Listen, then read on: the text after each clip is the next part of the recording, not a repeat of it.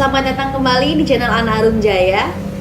Sebelum lanjutin videonya, jangan lupa untuk subscribe dan klik loncengnya biar saya lebih semangat dan kalian juga dapat memperoleh atau mendapatkan notifikasi dari channel saya.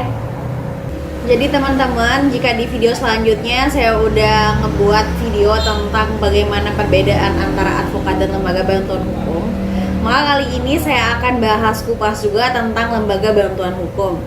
Yakni ternyata tidak semua lembaga bantuan hukum itu memberikan bantuan hukum itu secara cuma-cuma atau secara gratis loh. Kenapa seperti itu? Mari kita kupas. Berdasarkan Undang-Undang Bantuan Hukum, pemberi bantuan hukum di Indonesia harus memenuhi ketentuan-ketentuan yang termuat dalam pasal 12 bantuan hukum, di mana pemberi bantuan hukum ini memiliki syarat-syarat.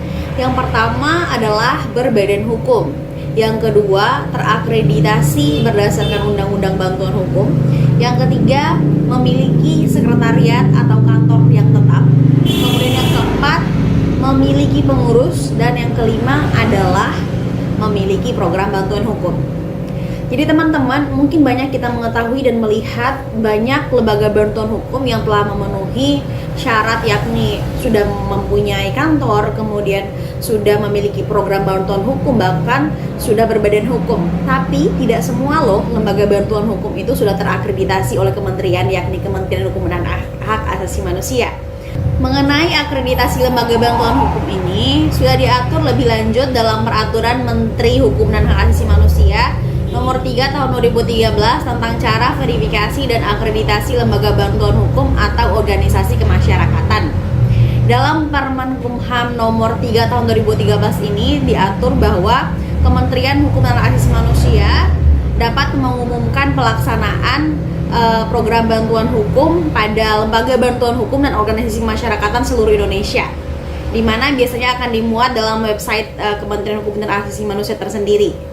Lembaga bantuan hukum yang mengajukan permohonan verifikasi dan akreditasi pada Kementerian Hukum dan Hak Asasi Manusia ini harus memiliki syarat antara lain: yang pertama berbadan hukum, yang kedua memiliki sekretariat atau kantor yang tetap, yang ketiga memiliki pengurus, yang keempat memiliki program bantuan hukum, yang kelima memiliki advokat yang telah terdaftar pada lembaga bantuan hukum, dan yang keenam telah menangani paling tidak 10 kasus. Nah, jadi teman-teman, ketika lembaga bantuan hukum sudah mengajukan permohonan verifikasi dan akreditasi pada Kementerian Hukum dan Hak Asasi Manusia dan telah memenuhi syarat yang saya sebutkan tadi, maka ia berhak untuk memperoleh dana APBN melalui Kementerian Hukum dan Hak Asasi Manusia. Nah, lembaga bantuan hukum inilah yang dapat menjadi pemberi bantuan hukum sebagaimana telah diatur dalam Undang-Undang Nomor 16 Tahun 2011 tentang bantuan hukum.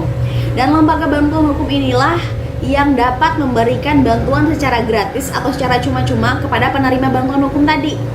Jika lembaga bantuan hukum atau LBH belum melakukan verifikasi atau terakreditasi berdasarkan ketentuan Undang-Undang Bantuan Hukum tadi, di mana dilaksanakan oleh Kementerian Hukum dan Hak Asasi Manusia, maka ia belum bisa mendapatkan dana dari APBN atau dana dari pemerintah, sehingga dia tidak bisa memberikan bantuan secara cuma-cuma atau secara gratis kepada siapapun yang meminta bantuan terhadap LBH tersebut.